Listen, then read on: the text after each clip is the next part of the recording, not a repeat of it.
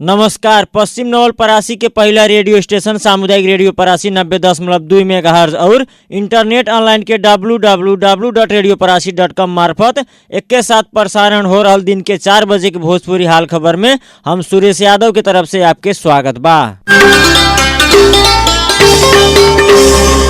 हाल खबर शुरू कइल जा खास खबर से।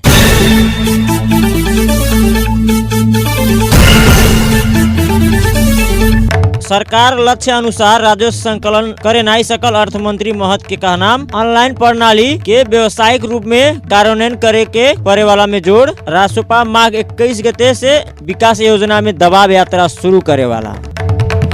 पूर्व पश्चिम राजमार्ग अंतर्गत नारायण घाट खंड में पड़े वाला पूर्वी नवलपरासी के सड़क कालो पत्र के काम रोकल गयी। भारत से आए वाला बिटुमिन भंसार में रोकल गयी कारण काम से निरंतरता नहीं पाए वाला कहनाम। साइकिल खरीद में भ्रष्टाचार कैल कहत मध्य प्रदेश के तत्कालीन सचिव और इंजीनियर दोषी ठहर। थुनुआ के भगा के अपने भी भागल प्रहरी जवान 16 वर्ष के बाद पकड़ाऊ। और विश्व में पहला बेर नाइट्रोजन गैस प्रयोग करत के मृत्यु दंड सजाए। AFC एशियन कप फुटबॉल में बहराइन जोर्डन के हरैलस। अब सुनल जा पूरा हाल खबर। राष्ट्रपति रामचंद्र पौडेल के साथ नेपाल भ्रमण में रहल बेलायती सेना के रथी तथा गोरखा ब्रिगेड के कमांडेंट रिचर्ड वार्डल ओबी और सहायक कर्नल मार्क लैंकेस्टर नेतृत्व के प्रतिनिधि मंडल शिष्टाचार भेंट वार्ता कैले बा। राष्ट्रपति कार्यालय शीतल निवास में भइल भेंट वार्ता में संयुक्त अधिराज्य के राजदूत के समेत उपस्थिति रहल। उ अवसर में राष्ट्रपति समक्ष बेलायती प्रतिनिधि मंडल ब्रिज ऑफ गोरखा सन 2023 के वार्षिक प्रतिवेदन पेश कैले बा। वही क्रम में दुई देश बीच के संबंध, आपसी हित और चांसों के बारे में भी बातचीत भइल राष्ट्रपति कार्यालय जनैले बा। भेंट के अवसर में राष्ट्रपति कार्यालय ब्रिटिश गोरखा सैनिक लोगन के बारे में चांसो व्यक्त करत बेलायत नेपाल के विकास साझेदार के रूप में नेपाल विकास के सहयोग करत आय के में धन्यवाद व्यक्त करे के राष्ट्रपति कार्यालय के प्रवक्ता शैलेजा रेग्मी भट्टराई आज शुक्रवार के जारी कैल विज्ञप्ति में उल्लेख कैल गइल बा। अर्थ मंत्री प्रकाश शरण महत सरकार चालू आर्थिक वर्ष में निर्धारण कैल लक्ष्य अनुसार राजस्व उठाए नहीं सकल स्वीकार कैले बाणे। अंतर्राष्ट्रीय भंसार दिवस के संदर्भ में आज सुबेरवा काठमांडू में भइल कार्यक्रम में अर्थ मंत्री महत राजस्व के दृष्टिकोण से सरकार अभिन भी ढेर दबाव में रहल बतैले बाणे। राजस्व कुछ वृद्धि भइले पर भी सरकार लक्ष्य अनुसार राजस्व नहीं उठाए सकल बतैले बाणे। वहाँ के अनुसार राजस्व संरचना में परिवर्तन के कारण समेत लक्ष्य अनुसार संकलन होके नहीं सकल बतैले बाणे। उ डिजिटल प्रविधि और ऑनलाइन से हो रहले पे व्यवसाय से कर संकलन करे के नहीं सकल बतैले बाणे। ऑनलाइन प्रणाली व्यवहारिक रूप में कार्यान्वयन करे के जरूरी रहल बतैले बाणे। राष्ट्रीय स्वतंत्र पार्टी माघ 21 गते से आयोजना केंद्रित पद यात्रा करे वाला बा। अल्पत्र परल आयोजना निर्माण में दबाव देहे के उद्देश्य से पद यात्रा करे के लागल गईल रासोपा जनैले बा। 21 विकास योजना 21 मई 21 गते कई के 3-21 के संयोजन सहित पद यात्रा प्रारंभ करे के लागल बा। 22 मार्च से संसद बैठे वाला भइल 21 गते शुरुआत कई के क्रमशः जाय के सह प्रवक्ता प्रतिभा रावल जानकारी दिले बाणे। 21 गते एक ठो मात्र आयोजना के खातिर दबाव यात्रा होखे वाला वहाँ बतैले बाणे। इससे पहले केंद्रीय समिति बैठक के 27 आयोजना के प्रारंभिक सूची सार्वजनिक कैले रहल। पार्टी से गठित कार्यदल 21 गो आयोजना में उड़वाए के क्रम में कार्यदल काम कर रहल बा। एक या 2 गो पूरा भइल बाकी रहल। रासोपा सांसद एवं कार्यदल सदस्य शिशिर खनाल जानकारी देले बाणे। सरकार नाप नक्शा भइल लेकिन दर्ता करे के छूटल गईल जगह दर्ता के खातिर आह्वान कैले बा।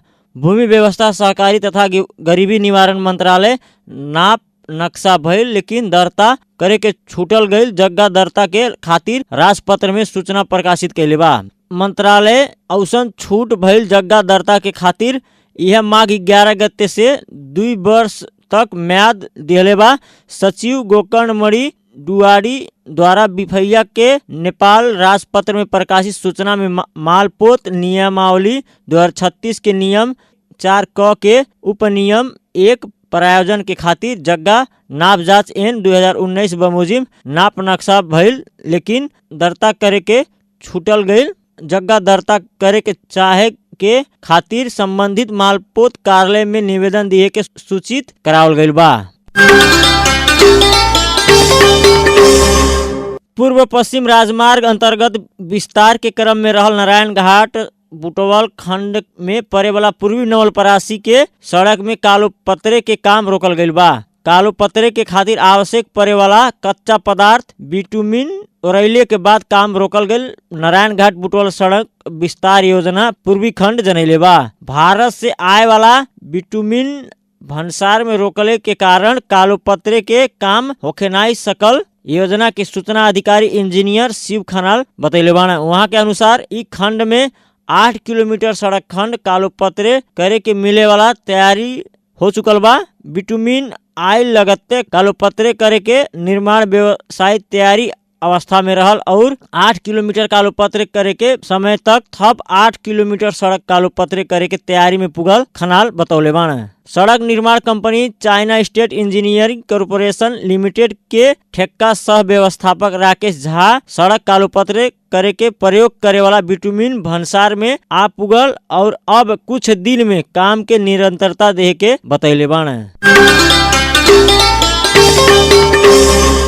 नेपाली कांग्रेस यह माघ 16 गते से शहीद दिवस के अवसर में ओड़ा तह के कार्यक्रम में सब केंद्रीय नेता आपन ओड़ा में पुगे के पड़े वाला अनिवार्य कैले बा। शहीद दिवस के दिन नेपाली कांग्रेस देश भर के सब ओड़ा में एक साथ कार्यक्रम करत माघ 16 गते से समुदाय में कांग्रेस अभियान औपचारिक रूप में शुरू करत के 6743 गो ओड़ा कार्यक्रम करे के लागल गईल बा। केंद्रीय तह के सब नेता आपन क्रियाशील सदस्यता रहल ओड़ा में पुगे के पड़े वाला महामंत्री गगन थापा बतैले बाना। अभियान के क्रम में वृक्षारोपण, संपदा सरसफाई, नदी नाला सरसफाई, शिक्षा शिविर, स्वास्थ्य शिविर, रक्तदान, श्रमदान व स्वास्थ्य से संबंधित व अन्य कौनो ओड़ा तय कई के सामाजिक अभियान कार्यक्रम होखे के कांग्रेस जनौले बा।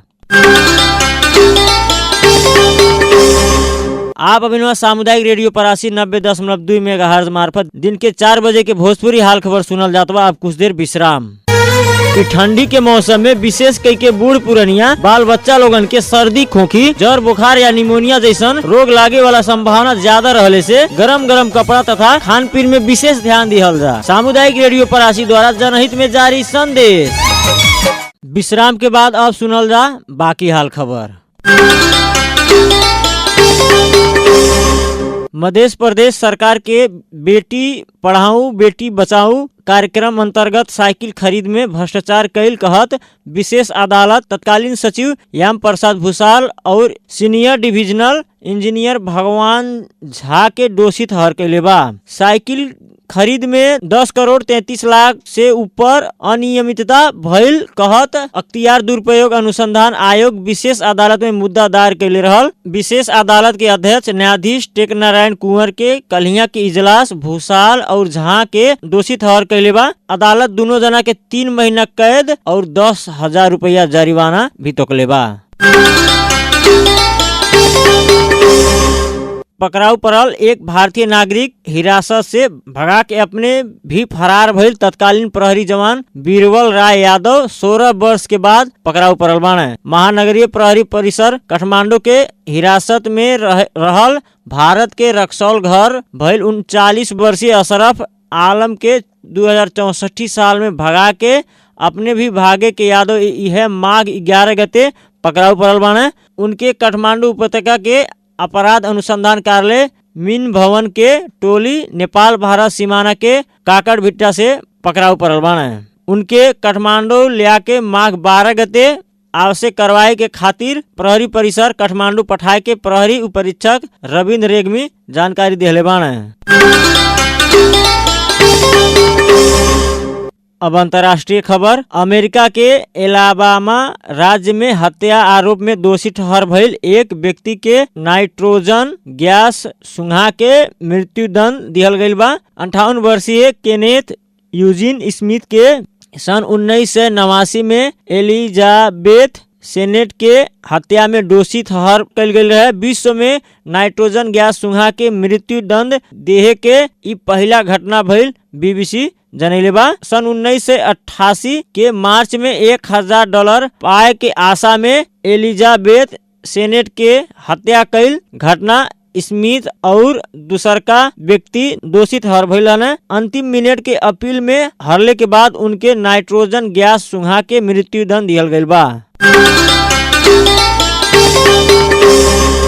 अंत में खेल खबर। AFC एशियन कप फुटबॉल में बहराइन जोर्डन के हरैले बा। कतार में कलियां भइल समूह ई के खेल में बहराइन जोर्डन के 1 गोल से हरैले बा। बहराइन 6 अंक सहित समूह के शीर्ष स्थान में रहल बा। ऐसे कलियां भइल समूह ई के दूसरका खेल में दक्षिण कोरिया और मलेशिया 3-3 गोल से बराबरी खेलेले बा। उ खेल के साथ दक्षिण कोरिया 5 अंक सहित समूह उपविजेता में सीमित रहत एशियन कप के अंतिम 16 में प्रवेश कैले बा। ऐसे ही कलियां भइल समूह एफ के खेल में किर्गिस्तान और ओमान 1-1 गोल से बराबरी खेलेले बा। ऐसे ही समूह के सऊदी अरेबिया और थाईलैंड के खेल में भी बराबरी में खेलल गइल बा। सऊदी अरेबिया और थाईलैंड गोल रहित बराबरी खेल खेलेले बा। हाल खबर के अंत में खास खबर फिर एक बेर।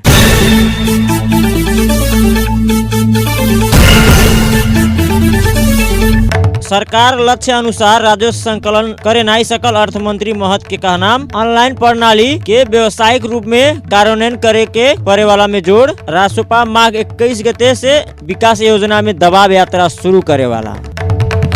पूर्व पश्चिम राजमार्ग अंतर्गत नारायण घाट खंड में पड़े वाला पूर्वी नवलपरासी के सड़क कालो पत्र के काम रोकल गईल। भारत से आए वाला बिटुमिन भंसार में रोकल गईल कारण काम से निरंतरता नहीं पाए वाला कहनाम। साइकिल खरीद में भ्रष्टाचार कईल कहत मध्य प्रदेश के तत्कालीन सचिव और इंजीनियर दोषी ठहर। थुनुआ के भगा के अपने भी भागल प्रहरी जवान 16 वर्ष के बाद पकड़ाऊ। और विश्व में पहला बेर नाइट्रोजन गैस प्रयोग करत के मृत्यु दंड सजाए। AFC एशियन कप फुटबॉल में बहराइन जोर्डन के हरैलस। यही के साथ आज के भोजपुरी हाल खबर पूरा भइल। अपन गांव समाज के खबर के लिए सामुदायिक रेडियो परासी सुनत रहल समाचार शाखा के शब्द के साथ हम सुरेश यादव विदा होखत बाड़ी। नमस्कार।